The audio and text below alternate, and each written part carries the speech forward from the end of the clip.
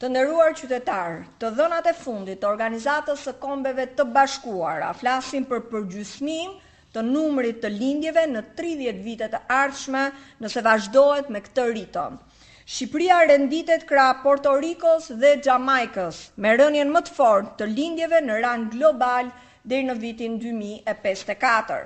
Në krahasi me 10 vite më parë, lindjet janë përgjysmuar.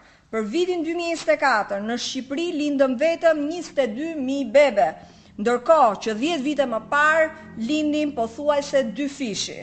Po pse numri lindjeve po bie me një ritëm të frikshëm?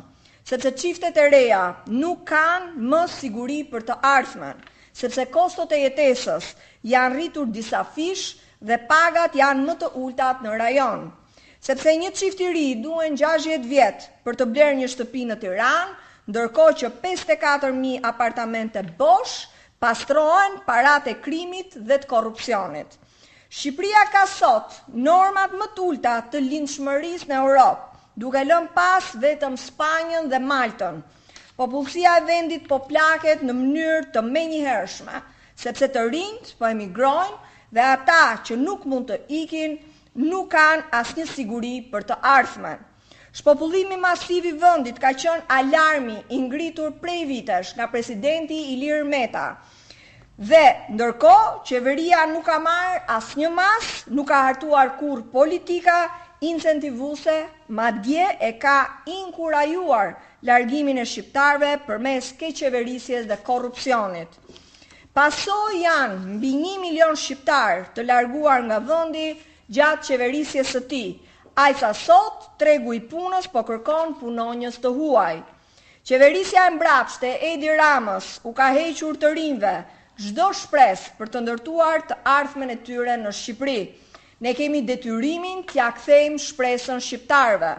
Ndaj programi i Aleancës për Shqipërinë Madhështore do të mbështes familjet e reja, duke u krijuar atyre mundësinë të ndërtojnë një jetë dinjitoze në vendin e tyre.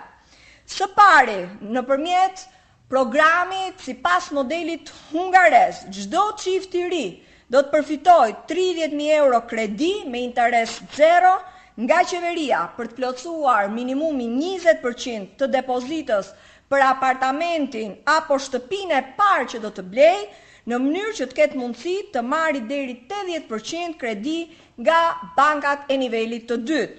Nga ana tjetër, shteti do të mbulojë tërësisht shpenzimet për fëmijën e tretë deri në moshën 18 vjeç. Shteti do të ofrojë mbështetje mujore prej 60 euro për fëmijën e parë dhe 70 euro për fëmijën e dytë.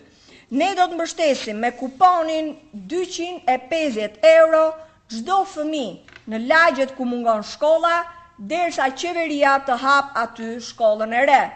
Qytetarët paguajnë taksa dhe shërbimin duhet ta marrin ose të kompensohen në mënyrë që të përdorin arsimin privat.